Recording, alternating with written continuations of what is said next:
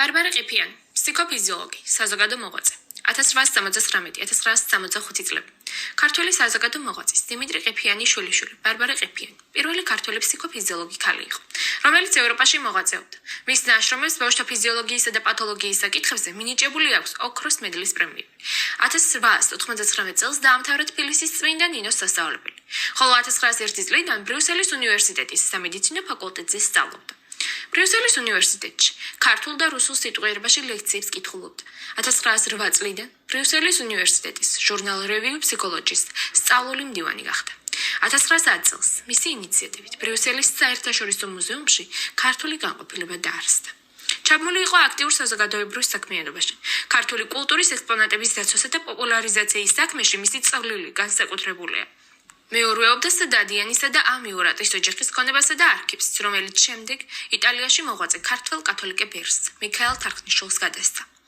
ბარბარე ყიფიანის საქართველოში დაბრუნება ხანმოკლე აღმოჩნდა, რადგან 1921 წელს საქართველოს გასაბჭოების შემდეგ იძულებული გახდა კვლავ საზღვარგარეთ გამგზავრებულიყო. ბარბარე ყიფიანის მიმართვა ქართულ საზოგადოებას. ბრიუსელის საერთაშორისო მუზეუმში ქართული განყოფილების დაარსებასთან დაკავშირებით. ბრიუსელი 1910 წელი. 1910 წელს მაისის 9 და 11 შემდგარმა საერთაშორისო ასოციაციათა მსოფლიო კონგრესმა დაადგინა. ისეთი მუზეუმი დაარსოს, სადაც წარმოდგენილი იქნება სხვადასხვა ერთგონებრივისა და ტექნიკის წარმატების რეზულტატი საერთაშორისო ურთიერთობების სფეროში.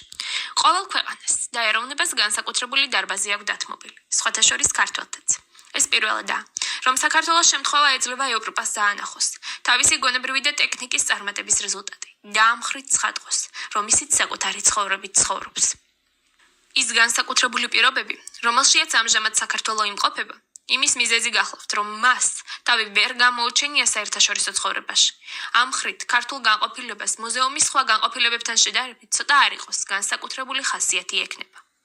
რომ საერთაშორისო მუზეუმში ქართულ განყოფილებას მუზეუმი ექნება, ეს ეჯგარეშია.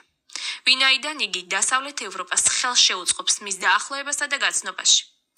მაგრამ რომ ეს განყოფილება მოეწყოს, ამისათვის საჭიროა თვით ქართველი ხალხის თანაგრძნობაც. საერთაშორისო მუზეუმის ქართული განყოფილება ბრიუსელში, თავმჯდომარე ბარბარე ყიფიანის ასული.